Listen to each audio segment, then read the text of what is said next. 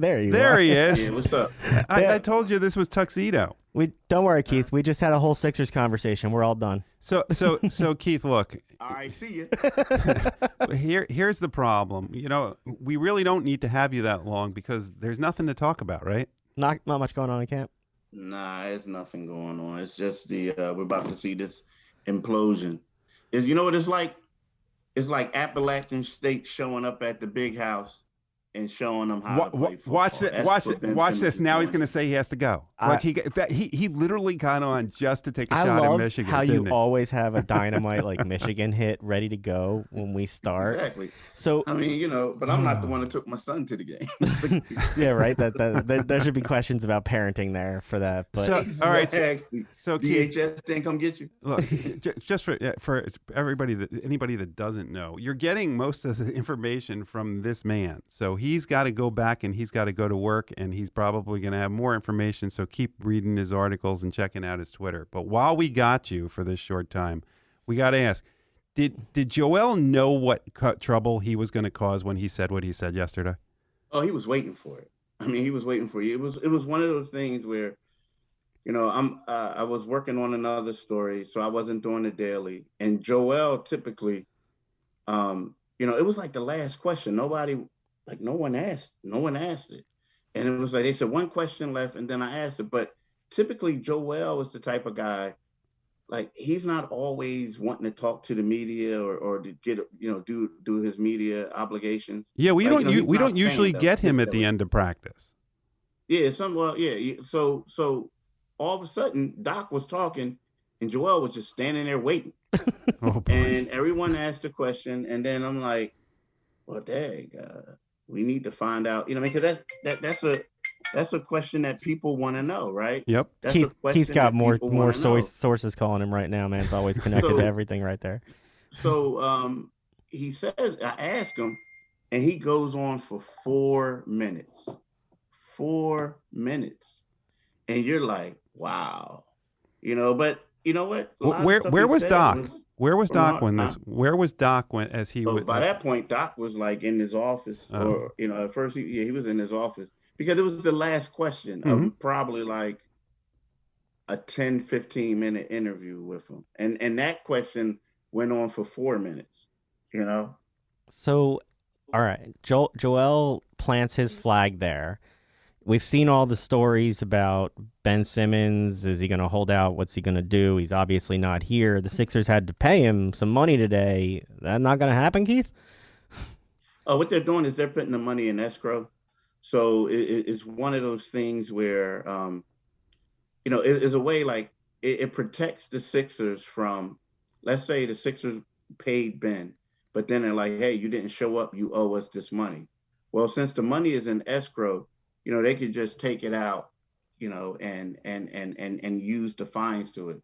But see, the one thing that really goes on that people aren't really talking about, rarely are players fined like this. Like, and even when you do try to fine them, like let's say if they trade Ben Simmons to the Sacramento Kings, right? So Ben's gonna look at the Kings and be like, look, y'all want me, right? You know, I'm supposed to be the star, right? So that money that the Sixers fined me, you're going to give it to me? Oh, yeah. So that's how it normally happens, you know? So, you know, but the problem with this is when you typically do this, there's typically a point of no return. Like the player may show up and that he's not going to play, but he may show up and the relationship is torn, like it's done. All right. So like teams, they threaten to do it, but they really don't do it. And now maybe with the escrow and they can put the money back in or do something like that. But when this typically happens, you might as well say, I'm sorry, bruh. We love you. We do this and that, but you got to go. You know what I mean? It's over. So did they do this? Did they really have the beer muscles to do this on their own, or was this pushed because of what Joel said yesterday? Did they sit there and say, that's it? What Joel said, he ain't coming back anyway, so we might as well not pay him. Anything to do with it. This is something that they asked to do beforehand. I mean, they tried to do beforehand. Like I guess, right now, let's say it's a matter of calling each other's bluff. And then you got to realize something. The NBA is looking at this saying, wow, we got a guy who just signed a max contract. After his first year, he wants out. And this can be unprecedented. Now, beforehand, people forget like Jimmy Johnson or Jimmy Jackson, sorry, when he played for Dallas his rookie year, he held out until March. Now, again, he didn't sign a contract. He was holding out before contract negotiations. And then you have Tristan Thompson, and you have other guys with Cleveland who had contract extensions that they were waiting to sign, and they held out. But you've never had a player who was under contract who wanted out and did this thing that the Sixers are doing. I mean, that Ben Simmons are doing. So with that being said, you got the league, and the league is saying, you know what? We support you, Sixers. Like, we don't, because if they do this, if Ben Simmons gets away with it, then how many other players are going to do it, All right. So I know you got to go soon. When Joel said what he said, what are you hearing was the reaction of his teammates? Are they all on board, and are they just tired of this? Are they done with Ben? It's tough because they didn't have practice yesterday, and the only other person we spoke to yesterday was after that. Well, two other people was George Niang and what's his name, Matisse Thybulle.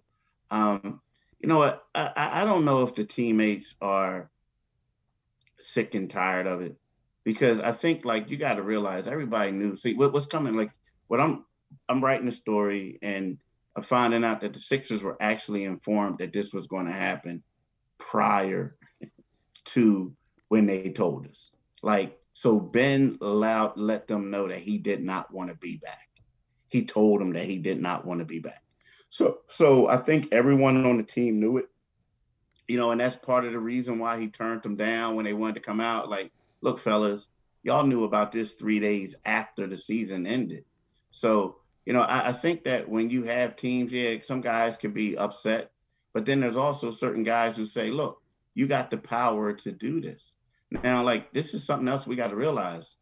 Nerlens Noel kind of sort of did the same thing when he elected to have surgery and not play. And then all of a sudden he comes back and he's traded to the Dallas Mavericks. You know what I mean? So I think that this happens. No one just never been as blatant as Ben Simmons is to say, forget y'all, I'm out. Well, no doubt this story will keep blowing up, and Keith will keep following along, and it'll blow up just like your cell phone is over there. So we'll let you go since you're dinging away. We'll get you back on another time. Always appreciate the time. Appreciate the Michigan hate that you give Jeff and everything else. Only one of us appreciates that. Follow at Pompey on Sixers and read you in the paper. Catch all the latest news. Thanks, man. All right, but guess what? Hell to Pitt, though. He's still a Pitt man, and it works for Michigan. See, you always find that common ground there. Way to save yourself. Thanks, Keith, for hopping on. Have a good one, man.